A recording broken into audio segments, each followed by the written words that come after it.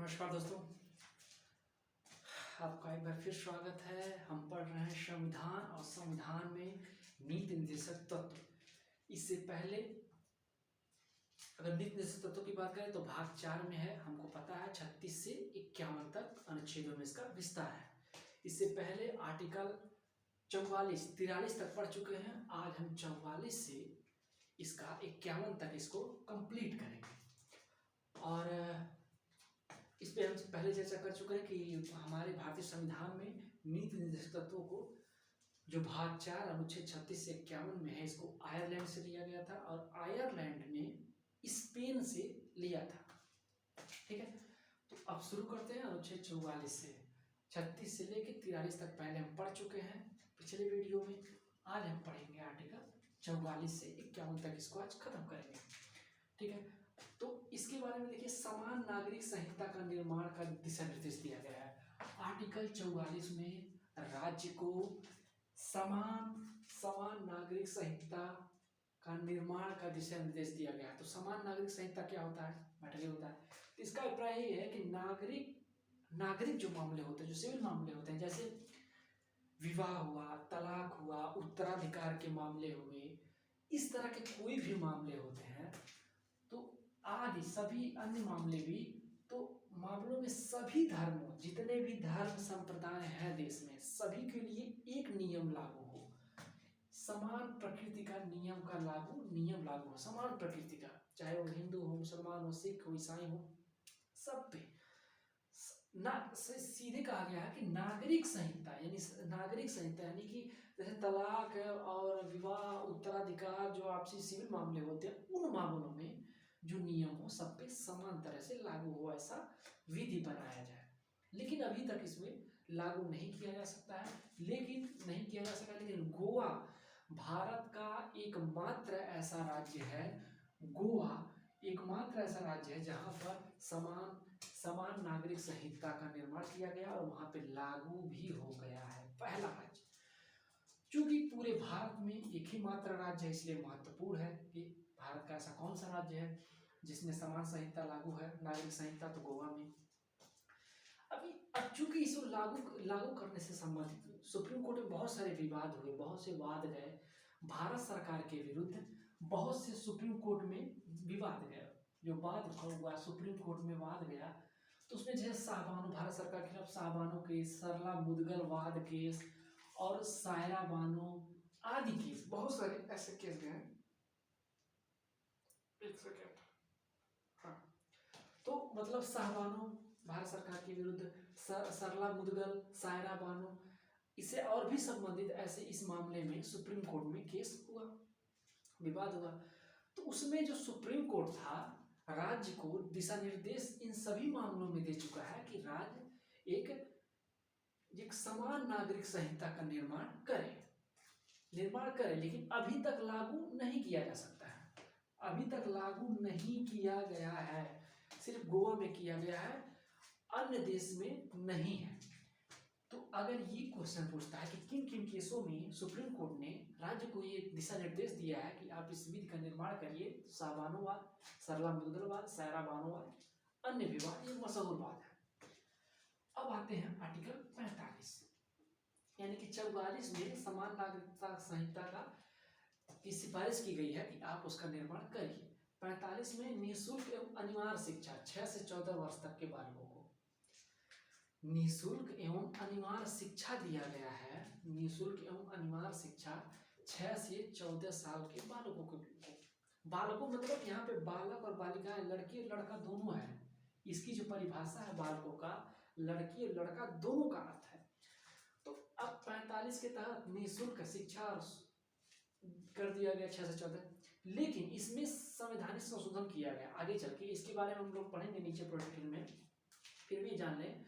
इसमें एक संशोधन कर दिया गया, 86वां संविधान संशोधन 2002 के द्वारा इसमें परिवर्तन किया गया और इसमें कहा गया कि राज्य प्रारंभिक शैशव वालों, मतलब जब बच्चे जन्म लेते हैं उसके बाद पहली बार LKG UKG छोटे कक्षाओं में जाते हैं, प्लेवे स्कूल में जाते हैं, उसमें व्यवस्था किया गया कि जब पहली बार बच्चे जाएंगे बचपन में स्कूलों में पढ़ने, तब से लेके 6 वर्ष तक अनिवार्य शिक्षा और निःशुल्क शिक्षा होगा, अनिवार्य निःशुल्क शिक्षा होगा। यानी कि मूल संविधान में 6 से 14 वर्ष तक था, लेकिन इसमें संविधान संशोधन करके 86वें संविधान 2002 में इसमें शैशवाल से यानी कि जन्म से 6 वर्ष तक कर दिया गया। इस समय यही मौजूद है।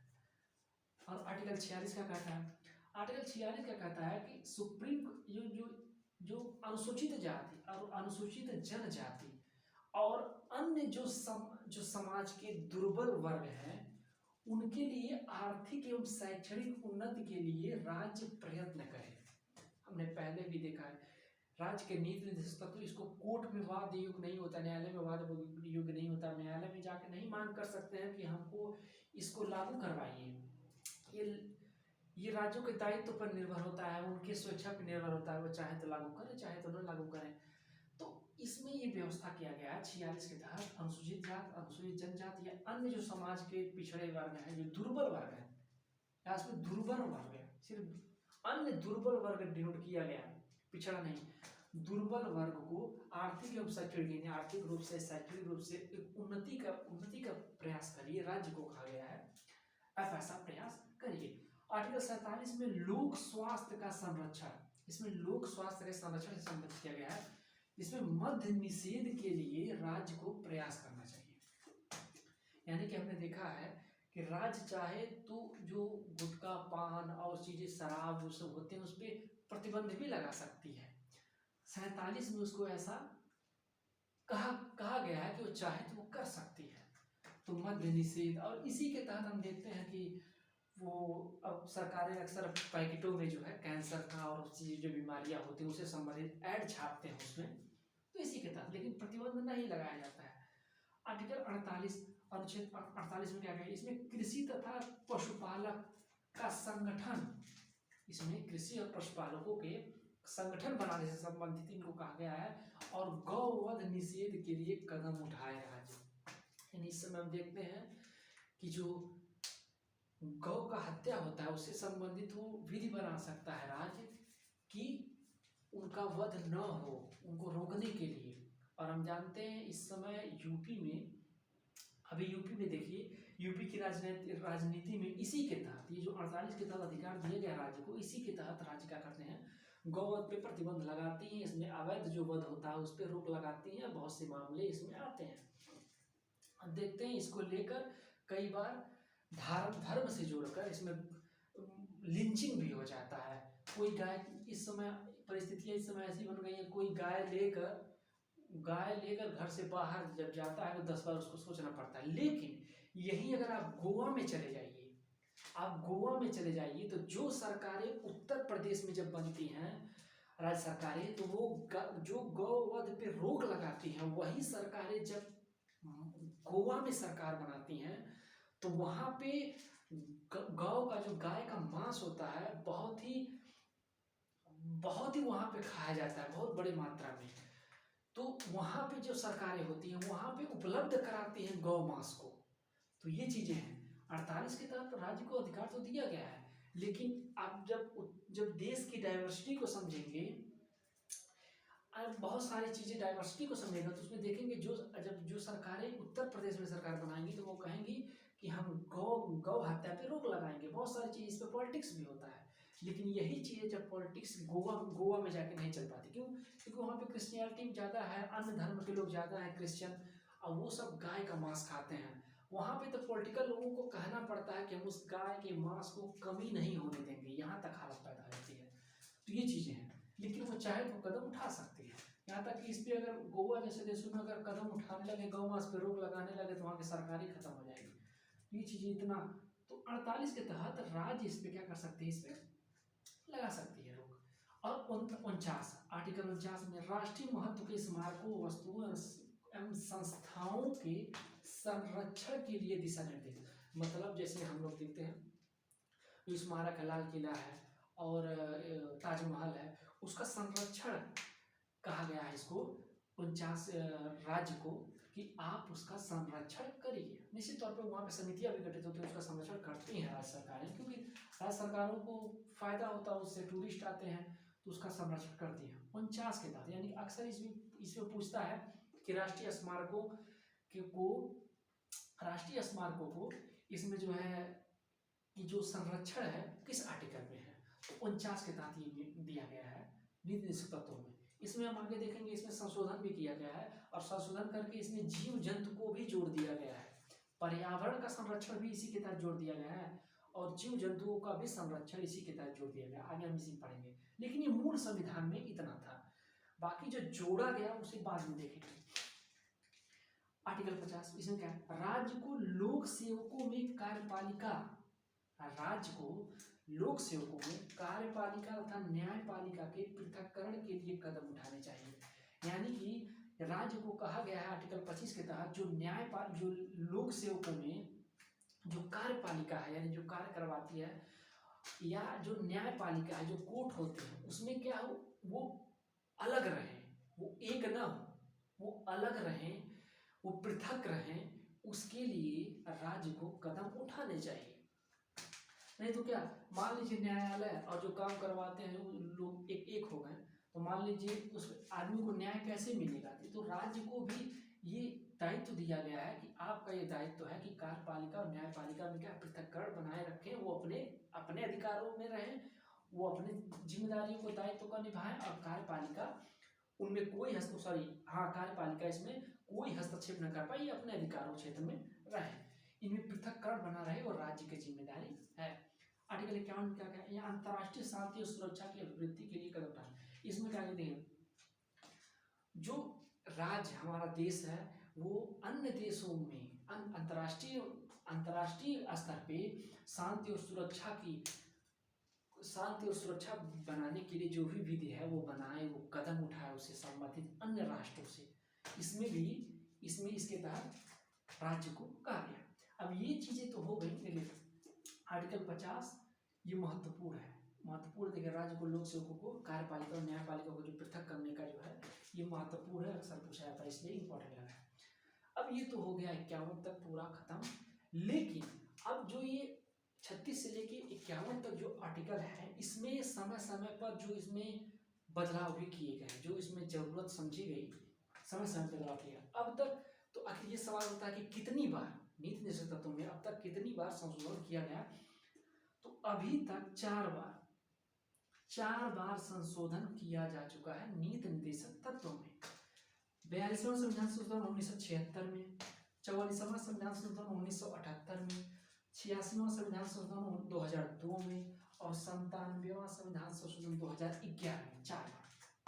तो अब ये देख लेते हैं इन चारों बार क्या क्या संशोधन किसके द्वारा क्या क्या हुआ है। पहली बार जब 42वां संविधान संशोधन 1976 में किया गया, तो 39 में, जो हम पहले पढ़ चुके हैं, 39 में खंड क जोड़ा गया और क के माध्यम से समान न्याय एवं निःशुल्क कानूनी सहायता का प्रावधान किया गया। यानी कि अगर आप वकील नहीं पा रहे हैं, तो राज्य की जिम्मेदारी है कि वो क्या करे, कानूनी सहायता, आपकी मदद करवाए। कोर्ट कचहरी में जा रहे हैं, आपको मदद नहीं मिले, आपके पास पैसे नहीं है कि आप वकील हायर करें, तो राज्य की जिम्मेदारी है कि आपके सरकारी वकील रख कर क्या करें, आपको न्याय दिलवाए, समान न्याय, यानी कि आपको समान न्याय मिले, कोई किसी को वरीयता न मिले। ये चीजें 39 क में जोड़ दी गई। फिर इसी के तहत 42वें तहत 39 में, आर्टिकल 39 में च जोड़ा गया। इसमें क्या गया कि बालकों के शोषण से सुरक्षा, बालकों को शोषण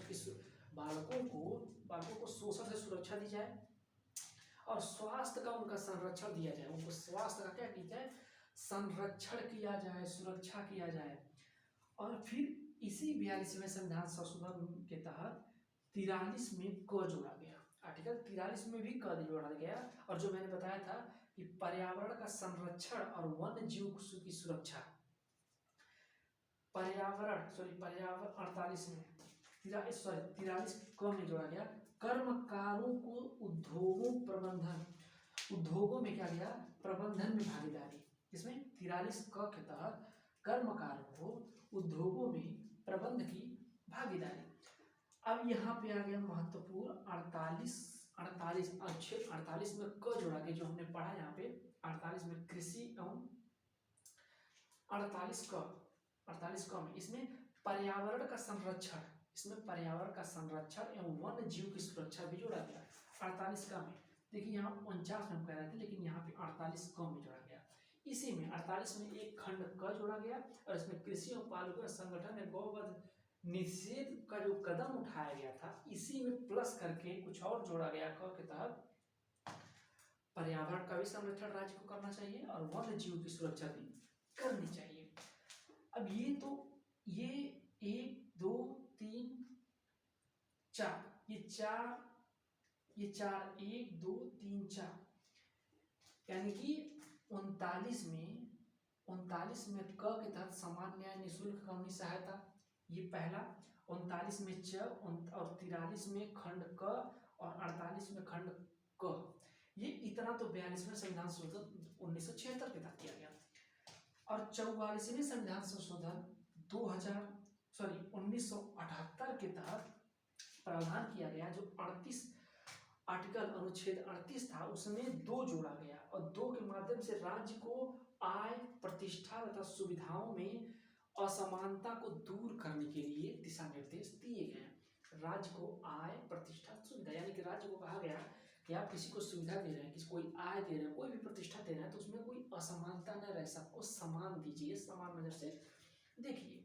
फिर अगर आ गया 86वां संविधान संशोधन 2002 में, इसके तहत का शैशवाल, प्रारंभिक शैशवाल जो का होता आयु होती है, उससे 6 वर्ष तक के बालकों की देखभाल तथा निःशुल्क अनिवार्य शिक्षा। देखिए इसमें जो 86वां संविधान संशोधन किया गया ना, उसी के तहत हमने देखे आंगनबाड़ी चलता है। उसमें बच्चों को, जो बच्चे छोटे छोटे रहते हैं, उसमें हम देखते हैं उनको पौष्टिक आहार दिया जाता है खाने के लिए, उनको पढ़ाया लिखाया जाता है आंगनबाड़ियों में।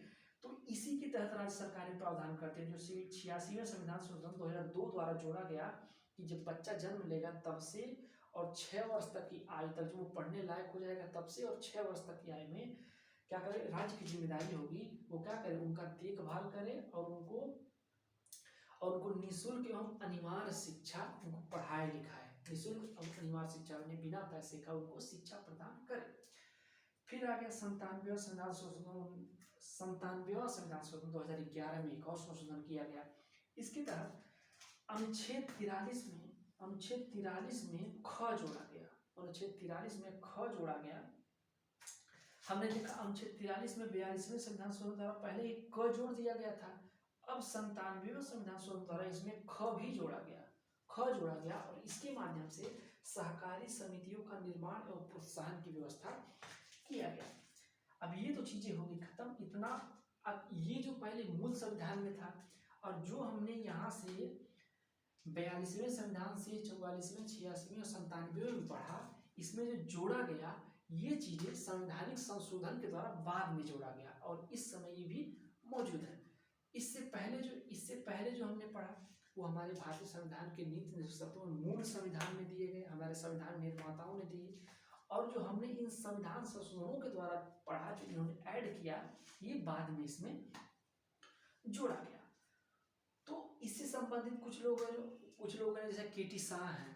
केटी शाह एक विचारक है, उन्होंने कहा कि ये नीति निर्देशक तत्वों के बारे में कुछ टिप्पणी की, इसकी कमियों को देखते हुए उन्होंने कहा एक ऐसा चेक है जो बैंकों पे निर्भर कर दिया गया है, वो चेक को क्या करें, वो चेक करेंगे या नहीं करेंगे, उस चेक का बैंकों पे छोड़ दिया गया है, उसका भुगतान वो करेंगे कि नहीं करेंगे। बहुत सारे ऐसे विचारक हैं जिसकी मतलब चूंकि इसमें न्यायालय में आप जाकर इनकी मांग नहीं कर सकते, इनकी प्राप्ति नहीं कर सकते हैं, और राज्य के दायित्व पे छोड़ दिया गया है कि वो चाहे तो इसका पालन करे या ना करे।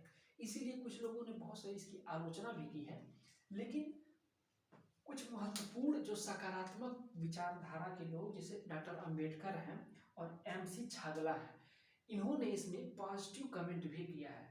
डॉक्टर अंबेडकर कहते हैं कि लोगों के प्रति जो उत्तरदायी सरकार होती है, अगर उत्तरदायी सरकार, ऐसी सरकार बनती है तो सरकार इनकी अवहेलना नहीं कर सकती है, और अगर करेगी तो सबको पता है 5 साल बाद चुनाव आता है, कहती अगर करेगी तो जनता को इसका जवाब देना होगा। क्यों? क्योंकि हम जानते हैं 5 साल बाद चुनाव आता है, अगर कोई उत्तरदायी सरकार है जनता के प्रति, तो अगर इसकी अवहेलना करेगी तो 5 साल बाद क्या जवाब देगी सरकार? जनता क्या करेगी? उसको सरकार से गिरा देगी, चुनाव में उसके खिलाफ अगली सरकार बनेगी। अब MC छागला इसके बारे में कहते हैं कि यदि पूर्ण रूप से पालन किया जाए, कहते हैं नीति निर्देशक तत्व में जो प्रावधान किया गया, अगर राज्य इसका पूर्ण रूप से पालन करें तो भारत धरती पर स्वर्ग की भांति चमकेगा। भारत धरती पर स्वर्ग की भांति चमकेगा। MC छागला कहते हैं, ये कमेंट किया गया है। दो जो सकारात्मक कमेंट है ये हमने पढ़ा, बहुत से निगेटिव भी कमेंट किए गए हैं, जैसे जैनिंग्स हैं, नसीरुद्दीन हैं, उनके द्वारा बहुत से कमेंट निगेटिव भी किए गए हैं। तो ये टोटल हुआ हमारा नीति निर्देशक तत्व कंप्लीट।